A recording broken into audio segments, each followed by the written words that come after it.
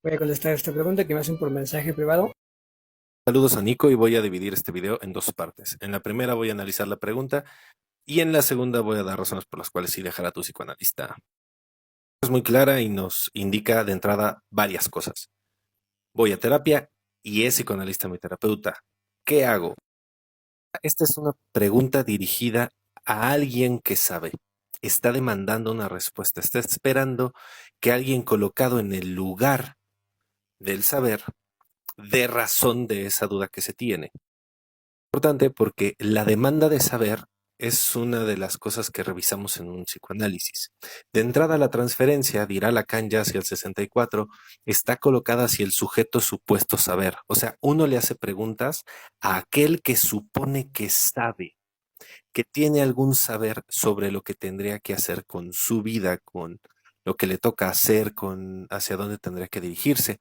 Le supone cualquier saber, un saber sobre el amor, un saber sobre las parejas, es la misma estrategia, la misma estructura de demanda que se tiene, por ejemplo, para con los gurús de citas, ¿no? Alguien no sabe qué hacer y va y le pregunta a aquel que cree que sabe. La respuesta de Nico es clara, dice, corre. Pero la razón de correr no pasa por el hecho mismo de que sea psicoanalista, porque de una u otra forma hay psicoanalistas que dicen, voy con un cognitivo conductual, y hay quien le va a decir, corre. O hay psicólogos que dicen, no es que yo voy a terapia con un psiquiatra, y entonces les vas a decir, corre. Pero la razón no es ni porque sea psiquiatra, ni porque sea conductual, ni porque sea psicoanalista. La razón es otra. Ahí es donde justamente cae el riesgo de lo imaginario, creer que porque alguien cumple con una característica específica, entonces todo lo que le suponemos a esa característica específica se termina decantando en esa persona. Por lo tanto, cuando decimos, fulanito es hombre, a fulanito, por ser hombre, le vamos a asignar todo lo que nosotros consideramos que corresponde a un hombre, o por decir que es mujer, le vamos a asignar todo lo que creemos que corresponde a alguien por ser mujer, o por ser conductista, o por ser psicoanalista, o por ser sociólogo, todo lo que podemos anotar en la categoría de prejuicios. Otra cosa que podemos dar cuenta por lo que Nico dice es que de una u otra forma ya ha habido una conversación previa donde se van manifestando ciertas cuestiones al respecto. Hasta que nosotros no tengamos claro de qué va la historia, cuáles son esas cosas de las cuales este sujeto se ha quejado, no podríamos dar cuenta de cuáles serían las razones por las cuales valdría la pena que dejara ese espacio. Es muy peligroso de una u otra forma empezar a asignar y decir, deja eso por estas razones desde un lugar de saber. Cosa diferente es acompañar a la persona que empiece a dar cuenta de ese movimiento. ¿Por qué es peligroso? Porque puede responder a esta misma estructura de cuando alguien te dice, no vayas con esa persona porque no te conviene, yo ya sé. Y eso nos lleva a un problema donde podemos dejar sin posibilidad de agencia a aquel que está realizando la acción. Punto importante, ¿por qué tú has considerado dejarlo? ¿Cuáles son esas cosas que te empezaron a plantearte esa posibilidad? ¿Desde dónde es que te ocurre esa pregunta? ¿Qué es lo que está movilizando, digamos, ese deseo en ti? Donde llegamos a otra línea hacia el final del video de Nicolás, sobre que si el inconsciente es inaccesible. Entonces hagamos una pequeña diferencia. Lo inconsciente es accesible y busca hacerse saber, se manifiesta. Ahí está, a flor de piel. La gente lo escupe cuando llega a hablar.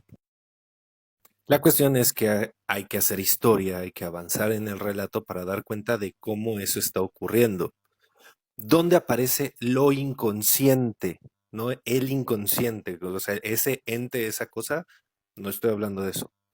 Lo inconsciente, en la forma en la cual el sujeto se coloca ante ti, cómo se comporta, qué es lo que está diciendo, qué oculta, qué muestra, cómo habla, desde dónde habla, a quién le habla. Oye, pero todo eso lo podemos revisar desde una cuestión de conducta. Sí, es posible. O sea, no es que se pueda o no se pueda, sino más bien el cómo es que eso va transcurriendo. En segundo lugar, interpretar un sueño no es meter ideas. Es ahí donde hay un grandísimo y garrafal error. Desde 1900, eso está en el texto. Y ahí está para que no digan que miento. En la página 120 del tomo 4 de la edición de Amorortu, dice, no quiere tomar en cuenta lo que se le ocurre al intérprete, sino lo que se le ocurre al soñante sobre el elemento correspondiente del sueño. Donde llegamos a los problemas de transmisión del psicoanálisis. El psicoanalizar un sueño, el interpretar un sueño, no quiere decir que tú empieces a ver qué se te ocurre para decirle a la persona y digas, ah, no mames, de seguro ahí está su madre. No, la persona trae un sueño que aparece en un determinado momento de su historia y a partir de ese sueño le vas a pedir asociaciones, que esos elementos que aparecieron de la nada empiecen a operar como estímulos para que le convoquen recuerdos, para que se ponga a pensar, a ver, ¿por qué chingados pensé eso? ¿Por qué chingados me ocurre este sueño?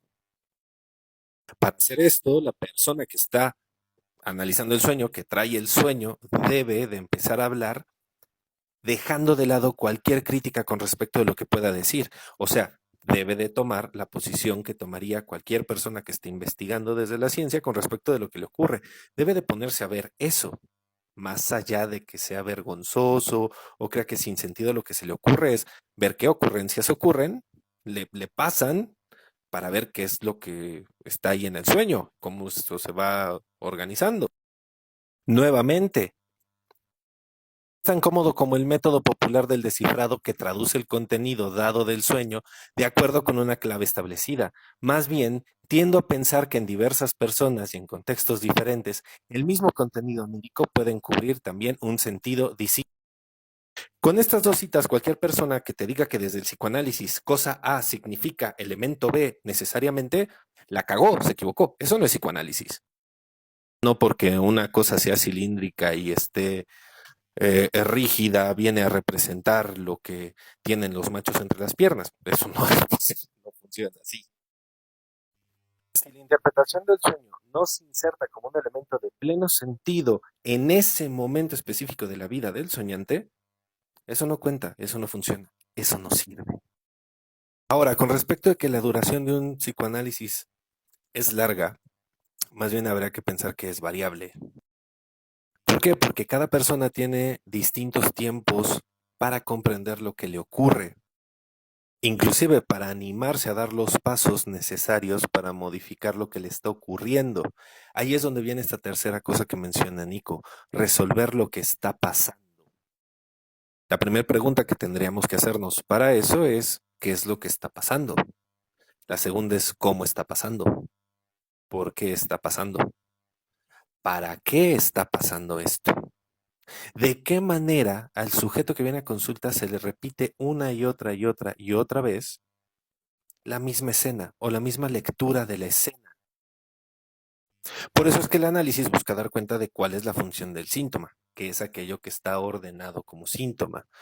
¿Para qué está funcionando la ansiedad de una persona en ese momento específico donde le ocurre la ansiedad? ¿Qué historia está narrando? O sea, ¿qué parte de su historia está narrando esta cuestión? Justamente, Lacan lo dirá, lo que el psicoanálisis enseña a reconocer en un sujeto como su inconsciente es un fragmento de su historia, nada más y nada menos. Por eso es que el analista no debe de insertar palabras por otro lugar, palabras de él. Sí puede intervenir proponiéndole palabras a la persona para empezar a construir ese discurso que le permite ordenar lo que está pasando. Eso sí lo puede hacer y es una intervención bastante específica. Entonces, en conclusión, razones por las cuales dejar a tu analista, las que se te ocurran.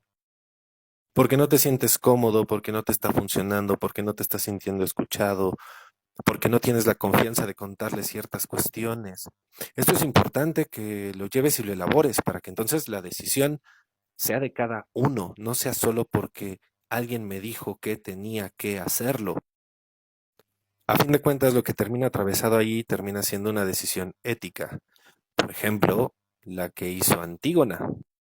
Claro que tener completa claridad de las decisiones no siempre es posible. Habrá veces que se requiera actuar para después regresar allí a ver y poder dar cuenta de qué fue lo que ocurrió. Por todo esto es que hay que tener cuidado con esta transferencia imaginaria al saber. Justo porque hay diferencia entre lo que se sabe, lo que se debe y lo que se quiere. Saludos.